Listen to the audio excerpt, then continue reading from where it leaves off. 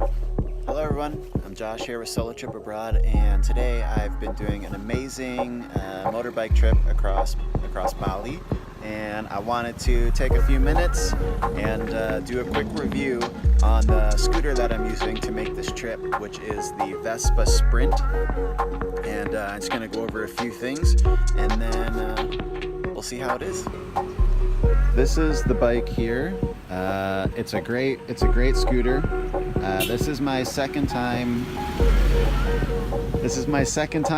driving a Vespa. My first time was in Vietnam and I was using a different model then.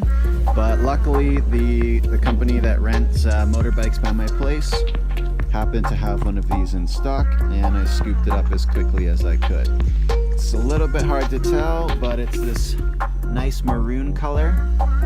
And Vespa is actually made by a company called the Piaggio Group. They specialize in building small methods of transportation and moving individual people and stuff.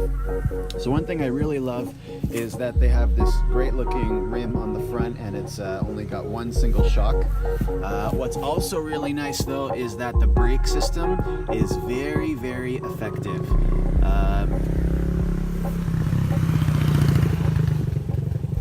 Something that's a bit of a problem with a lot of other bikes in Asia is that they don't have very good braking system, or you have to squeeze the brakes incredibly hard and a bunch of other stuff. But these brakes, they are always really good, and it's probably because they're hydraulic, and I suspect that other brakes on other bikes, they're probably mechanical or cable.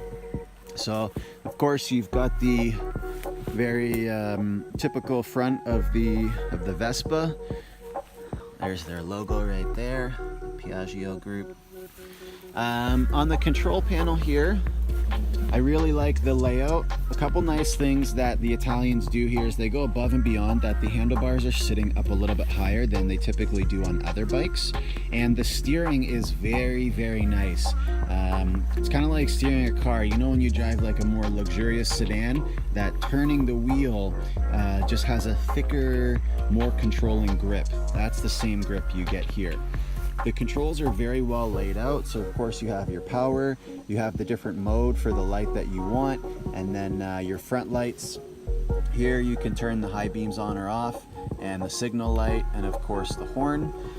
Something that may seem trivial but is actually a big deal is the design of the grips. A lot of the time motorbikes don't have very much grip here, and so it's easy for your hand to slip when you're accelerating after it's been raining and the handle is wet, so that's really nice. The display here is also really nice. Unfortunately, this piece of plastic's been broken, but the display is very simple and it lights up nicely. And given that the handlebars are a little bit higher, it's great looking down at this display because you don't have to look as far down from the road, which means you can pay more time focusing your attention.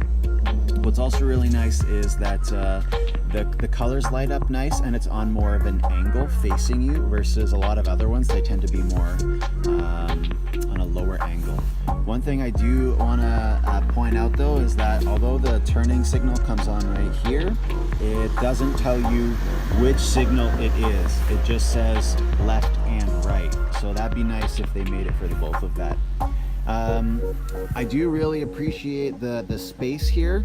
Many other motorbikes, they have a lot of stuff right here, and this is kind of a blessing and a curse for Vespa. So on the positive side, it's a really streamlined design, and if your knee or your leg ever bumps this, especially if you're in an accident, you don't have to worry about something small and pointy smashing your knee or any sharp corners.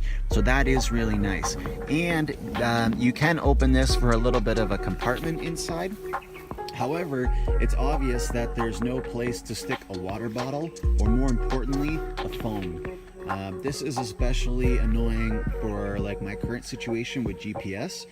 Although sometimes, like most of the time, I obviously just listen to the instructions. Other times, like especially here in Indonesia, there will be a fork like this, and sometimes it'll just say go straight, and you need to pull out the phone to confirm which one it is, whether it's left or right. And it's really annoying having to pull it out of the pocket every time instead of just having a secure spot for it there. Most other bikes have a little hook right here, which is one of those pointy things that's dangerous for your knee if you're ever in an accident. Vespa's done a great job. They hide theirs. It goes right here, so if you ever need to set a backpack there, or people will put the strap of their helmet and then just close it up to keep the helmet there. So that's really nice.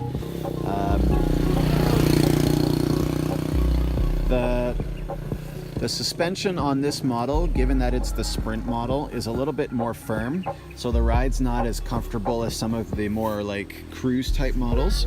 And this seat on the Vespa is something they've done a very good job on. Often the motorbikes, the seats are not comfortable after a few minutes, and I've been riding for about 4 hours right now, and I'm still very comfortable on the seat. It's also worth noting too that this seat is a little bit hard to see here, but you can see the design here.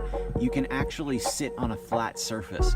Many of the other seats, this part right here is on an angle.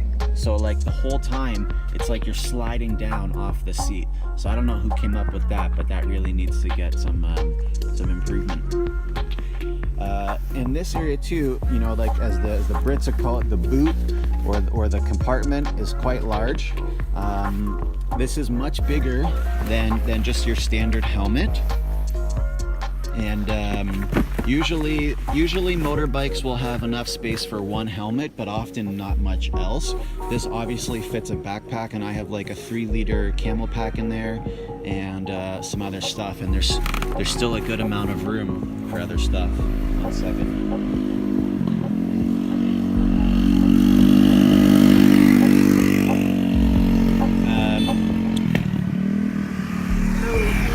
What I also really like about this is that the gas tank is quite large. You can go a really long way with the tank of gas on a Vespa, so that's really nice as well. Hello!